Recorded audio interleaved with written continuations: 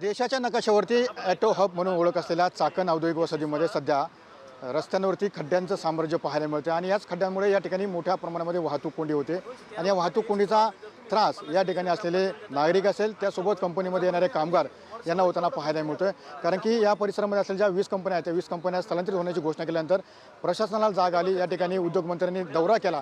मात्र दौरा केल्यानंतर या ठिकाणी जी डागडुजी करण्यात आली ती सुद्धा दुसऱ्या दिवशी पावसाने वाहून गेली आणि त्यानंतर येथील जे स्थानिक आहेत ते स्थानिक सध्या उपोषणाला बसलेले आपल्याला पाहायला मिळतं. आपल्यासोबत जे स्थानिक बसले जिल्हा परिषद सदस्य गणेश बोत्रे खरं तर उपोषणाला तुम्ही बसलात. नक्की काय एकंदरीत मागणी आहे तुमच्या? तुम्ही या परिसरामध्ये औद्योगिक वसाहतीमध्ये उपोषणाला बसलात. खरं तर आम्ही कालपासून उपोषणाला या ठिकाणी बसलेलो आहेत. त्याचं महत्त्वाचं मेन कारण आहे आमच्या परिसरामध्ये ज्यावेळेस उद्योगनगरी आली आमच्याकडं सुजलम सुफलम होण्याची स्वप्न आम्ही सर्वांनी पाहिली. परंतु हे सर्व सुजलम सुफलम होत असताना MIDCने या ठिकाणी चांगले रोड बनवले नाही, PMRDने रोड बनवले नाही म्हणून खऱ्या अर्थानं 500-550 लोक आमच्याकडं मृत्युमुखी पडली. अपघातामध्ये कित्येक माझ्या माता भगिनींचं त्या ठिकाणी कुंकू पुसलं गेलं, कित्येक मुलांना त्या ठिकाणी आपले वडील गमवावे लागले, कित्येक आईवडिलांना त्या ठिकाणी आपला मुलगा या रोडच्या परिस्थितीमुळे गमवावा लागला. त्यामुळे खऱ्या अर्थानं आम्ही या ठिकाणी उपोषणाला बसलेलो आहे.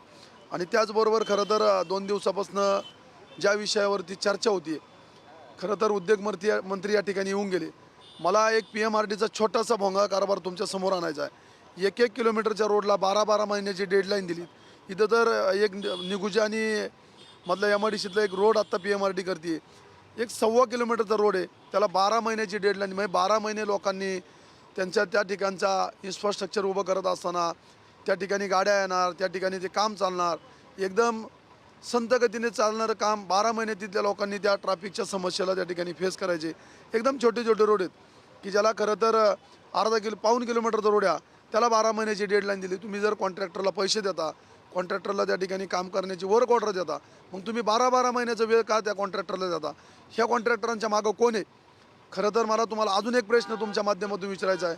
जे 59 कोटी रुपये अजितदादांच्या माध्यमातून ह्या रोडला मंजूर झाले, दादांनी पाटे या ठिकाणी रोडची पाहणी केली, त्यावेळेस 59 कोटी रुपये मंजूर केले गेले.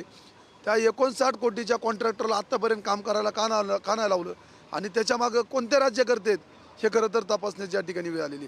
नक्की निधी मोठ्या प्रमाणामध्ये पडतो मात्र कामं या ठिकाणी होत नाही आहे. एकंदरीत परिस्थिती पाहिली तर चाकण औद्योगिक वसाहतीमध्ये 500पेक्षा जास्त लोकांचा मृत्यू झाला आहे. आत्ताच गणेश भाऊने आपल्या सगळ्यांना सांगितलं की जी MIDC आहे ही पंचतारांकित MIDC आहे, म्हणजे देशामध्ये 1 नंबर ह्या MIDCचा लागतो. आता आपण जर पाहिलं तर ह्या MIDCमध्ये कुठल्या सुखसुविधा नाही आहेत. म्हणजे सगळ्यात मोठी अडचण जी आहे, जी ट्रॉफिकची समस्या, जे गणेश भाऊने आता सांगितलं की ट्रॉफिकची समस्या ही आज नाही आहे, ही पहिल्यापासून ट्रॉफिकची समस्या आहे आणि ही मोठ्या प्रमाणात आहे. वारंवार याच्यावरती आंदोलनं झाली, याच्यावरती वारंवार आहे ना प्रश्न विचारले गेले. स्थानिक लेवलला पण बरेच वेळा अनेक ग्रामपंचायतीने याला विरोध केला, परंतु कुठलाही सपोर्ट आजपर्यंत मिळालेला नाही आहे. आणि म्हणून गणेश भाऊंनी हे साखळी उपोषण आज उभं केलेलं आहे. तर एक गोष्ट आवर्जून मी अजून एक सांगू शकतो आपल्याला की जे 2020च्या अगोदर जे 100% टॅक्स जो ग्रामपंचायतीला मिळायचा, 2020 नंतर त्याच्यामध्ये 50-50% म्हणजे तुलना करण्यात आली. 50% MIDCला आणि 50% ग्रामपंचायतीला. त्यानंतर आम्ही वारंवार अनेक ग्रामपंचायतीने आम्ही एक ठराव करून MIDCला दिले होते की 100% हा निधी हा आम्हाला जो टॅक्स आहे तो आमच्या ग्रामपंचायतीला मिळावा, जेणेकरून ग्रामपंचायतीच्या अंतर्गत जी काही कामं असतील ती त्या टॅक्समुळं करता येतील. म्हणजे रस्त्याचे प्रश्न असतील किंवा इतर काही प्रश्न असतील. परंतु MIDCने ते पूर्ण जी रक्कम आहे 50%ची, म्हणजे 100% रक्कम ही MIDCकडे जमा होते, त्यातली 50% रक्कम नंतर ग्रामपंचायतीला मिळते. तर ती जी काय रक्कम आहे ती फार मोठ्या प्रमाणात आहे ही पूर्ण MIDCमधली. आणि ती रक्कम आहे ना MIDC कुठं खर्च करते हा आजपर्यंत ताळमेळ कुठंच MIDCला लागलेला नाही आहे. जर आपण पाहिलं आताच गणेश भाऊंक जे MIDCने जी काय उत्तरं दिलेली आहेत किंवा जे काय आकडेवारी दिलेली आहेत ही आकडेवारी पूर्णपणे चुकीची आहे.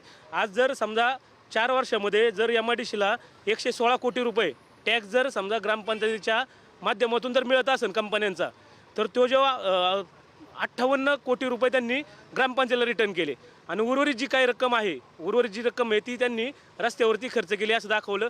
त्यानंतर लाईटचे काय संबंध, लाईटचे काय प्रश्न असेल त्याच्यावरती खर्च केली असं दाखवलं. ती जर आपण अमाऊंट पाहिली तर 213 कोटी रुपये त्यांनी या भागामध्ये रस्त्यावरती किंवा बाकीच्या याच्यावरती खर्च केले. मग हे नक्की खर्च केले कुठं? जर अडचण तीच आहे, रस्ते तेच आहेत, फक्त वर्षाला तुम्ही फक्त खड्डे बुजवताय आजपर्यंत, मग हा रक्कम ही कुठं खर्च केली कुठं? तर आता गणेश भाऊने सांगितलं ही खरी वस्तुस्थिती आहे. जे काय कॉन्ट्रॅक्टर आहेत MIDCचे जे काय पाळलेले कॉन्ट्रॅक्टर आहेत ना ते काही नाही फक्त डागडुजी करतात रस्त्याची आणि निघून जातात. ते ट्रॉफिकचा प्रश्न तसाच आहे, पार्किंगचा प्रश्न आजपर्यंत सुटलेला नाही आहे. मोठ्या गाड्या जर तुम्ही पाहिल्या, कंटेनर पाहिले, मोठ्या गाड्या सर्रासपणे रोडवरती उभे आहेत आजपर्यंत. हे कुणी याच्यावरती वचक नाही राहिलेली एम आय डी सीचे. अख्खी जी काय आजपर्यंत आहे ना, म्हणजे तुम्हाला रस्त्यावरती जी काय वाहतूक चाललेली आहे, अनधिकृतपणे वाहतूक चाललेली आहे, PMID एम आय डी सीचं नाव सांगते, MIDC PMIDचं नाव सांगते. 40% जागा PMIDच्या अंतर्गत येतात, 60% जागा MIDCच्या अंतर्गत येतात. जे काय PMIDचं जे काही सँक्शन मिळतं ते पूर्णपणे MIDCच्या रस्त्याने चालू आहे. आज MIDC म्हणते PMID कडे जा, PMID म्हणते की याच्याकडे जा. की ज्या पद्धतीने पाहिलं की खरं तर औद्योगिक वसाहतीमध्ये समस्या मोठ्या प्रमाणामध्ये आहेत. ज्या पद्धतीने पाहिलं की या ठिकाणी असलेले जे खड्डे असतील आणि या खड्ड्यामुळे होणारी वाहतूक कोंडी, याचमुळे सर्वप्रथम जे उद्योजक आहेत त्यांनी आक्रमक पवित्रा घेतला, 20 कंपन्या स्थलांतर करण्याचा निर्णय त्या ठिकाणी घेतला. आणि त्यानंतर सध्या या ठिकाणी जे स्थानिक तरुण आहेत ते सुद्धा या ठिकाणी एल्गार उचलताना पाहायला मिळते. त्यांनी या ठिकाणी जे चक्री उपोषण आहे ते सध्या सुरू केलेलं आहे. जोपर्यंत या ठिकाणचे रस्ते होत नाही, जोपर्यंत या ठिकाणची वाहतूक समस्या सुटत नाही, तोपर्यंत या ठिकाणी जे आंदोलन आहे ते सुरू ठेवण्याचा निर्णय या ठिकाणी घेतलेला आपल्याला पाहायला मिळत आहे. कॅमेरा अभिजित पिशाचा, मी सुनील जगळे, TV9 मराठी, चाकण, पुणे.